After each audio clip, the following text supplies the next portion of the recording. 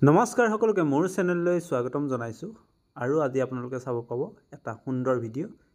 য'ত দেখা পাব আপোনালোকে 11 মিনিট 31 সেকেন্ডত এটা ভয়ংকৰ চিতল মাছ কাটি মানে মই কাটিম আৰু আপোনালোকে চাব পাবিব আৰু সেই মাছ কটাৰে ভিডিওটো আপোনালোকক দেখাবলৈ আগবাঢ়িছো আৰু মাছটো পাইছো আমাৰ এই বাৰীৰ খালত আসলতে এবাৰ জানেই সকলোৱে বানপানী ভয়ংকৰ বানপানী হৈছিল আৰু ভয়ংকৰ বানপানীতে সোমাই গৈছিল আমাৰ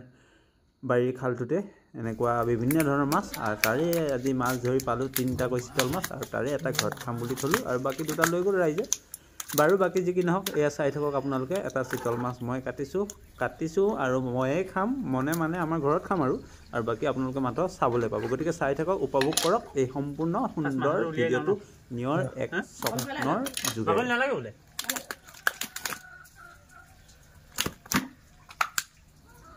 আসলে মিছা কলে কিডাল হ'ব আগতে এনেকৈ মই মাছ কাটিও পোৱা নাই বাছি পাইছো বাৰু সৰু সৰু মাছ পুঠি মাছ এইবোৰ বাছি পাইছো কিন্তু এনেকুৱা ডাঙৰ মাছ কাটি পাৱা নাছিলো আৰু তাকে আজি ভিডিও কৰিম বুলিহে মই মাছটো কাটিলো গৈছে হেতু যে মিছা কোৱা নহয় মই ভিডিওটো বনাও বুলিয়ে মাছটো কাটিলো নহলে মই মাছ কটা মানুহ নহয় বাকি আৰু এ দেখিছে দাখন লৈ গৰত কাটিছো মানেহে কাটিছো কটাই না যায় এফালে চিতল মাছ নহয় ইমান প্ৰকে ডাঙৰ নহয় মানে এইবোৰ বাকলি মিললে নালাগে কৈছিল এই বাকলি নালে ক'ত বাকলি ইয়া তেৰা খাই যাম কি ৰবি আৰু এয়া যে আপোনালোকে দেখি আছে ভিডিওটো আৰু ইয়াত কোনো ৰহন হানিব যোৱা নাই কোনো কাটকুট কৰা নাই ভিডিওটো যিটো প্ৰকৃততে আমাৰ ঘৰৰ পৰিৱেশ দিবলৈ পৰা পৰিৱেশ যেনেকৈ কাটি আছে তেনেকৈ মই দেখুৱাবলৈ চেষ্টা কৰিছো আৰু মাথো আপোনালোকে চাই থাকক আৰু পাৰে যদি ভিডিওটো এটা শেয়াৰ কৰিব আপোনালোকৰ এটা শেয়াৰে মোৰ ভিডিওৰ সাবস্ক্ৰাইবাৰ বঢ়াব লাইক বঢ়াব কমেন্ট বঢ়াব লগতে মোৰ ভিউজ বাঢ়িব সেইখিনি আশা কৰি আপোনালোকলৈ ভিডিওটো আগবঢ়াইছো আপোনালোকক ভিডিওটো কৰি মেলি দেখুৱাইছো আপোনালোকেও পাৰে যদি অকমান সহাৰি আগবঢ়াব এয়া আৰু কামনা কৰিছো আৰু লগতে নিয়ৰ এক স্বপ্নত অন্যান্য ভিডিওবোৰ আপোনালোকে চাই থাকিব কিন্তু চেনেলটো সাবস্ক্ৰাইব কৰাৰ লগতে বেল আইকন বুটামটো আপোনালোকে দবাবলৈ নাপাহৰিব কিয়নো ভিডিওটো আপোনালোকে সাবস্ক্ৰাইব কৰি থলেও প্ৰতিটো ভিডিও আপুনি সময়মতে নাপাবও পাৰে বেল আইকন বুটামটো দবাই থলেহে আপোনালোকে ভিডিওটো আপলোড ইউটিউবত আপলোড দিয়াৰ পাছতেই পাব গতিকে সেইকাৰণে কৈছো প্ৰতিজন সাবস্ক্ৰাইবাৰক প্ৰতিজন ভিউৱাৰ্ছক যে সাবস্ক্ৰাইব যদি কৰে বেল আইকন বুটামটো দবাবলৈ নাপাহৰিব এনেকৈ কাটলে হেই উঠাটা হৈ যাব এই আপলো কিখন দাও ল'ব লাগিছিল কিখন দাব জাগতে আছে পেটিটো উলিয়া না মাছৰ পিছগিটা বৰ সুন্দৰ পিছে হৈছে কাৰণ ডাঙৰ মাছটো যেহেতু মাছৰ চিতল মাছটো বহল থাকে ভাল ভাল পিছে হৈছে আৰু ভিডিওটো সম্পূৰ্ণ কৰিব যাওঁতে 11 মিনিট কিমান সেকেন্ড আছিল কিন্তু ভিডিওটো এতিয়া মই অলপ ছুটি কৰি দিছো বাৰু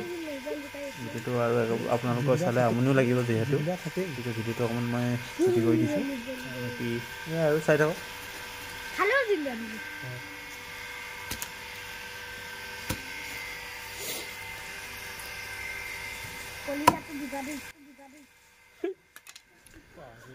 আসলে এবাৰ যি বানপানী হল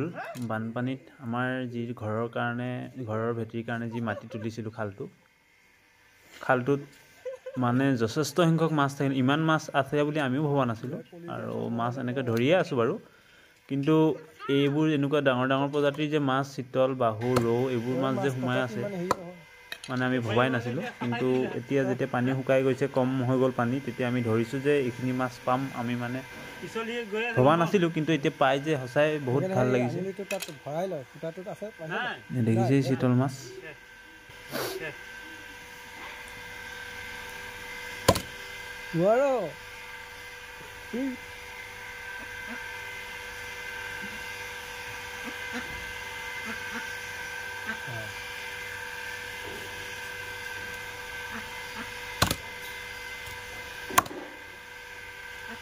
চলে হৈ গ'ল চলে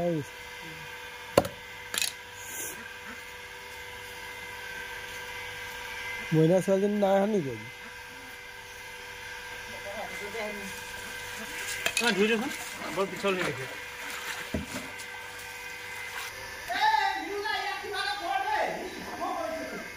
ঐ বেটা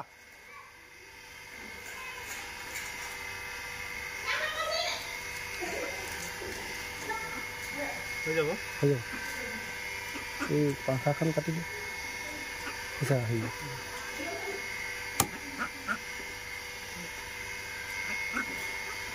একোৱে নাই মাথাটো ধান জোৰ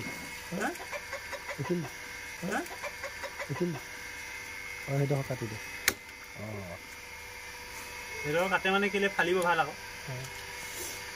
আৰু সেইডোখৰত টাইটো থাকে ডিঙি যে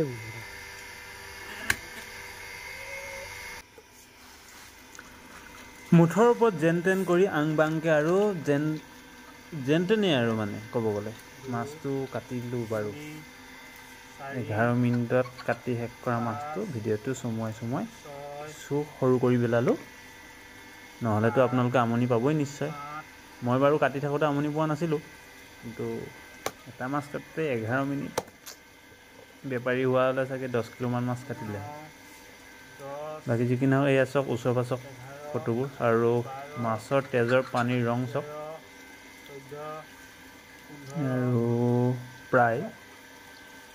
সৰুৱে ডাঙৰে আৰু ক'ব গ'লে 15টা পিচ হ'ল আৰু যেন তেন কৰি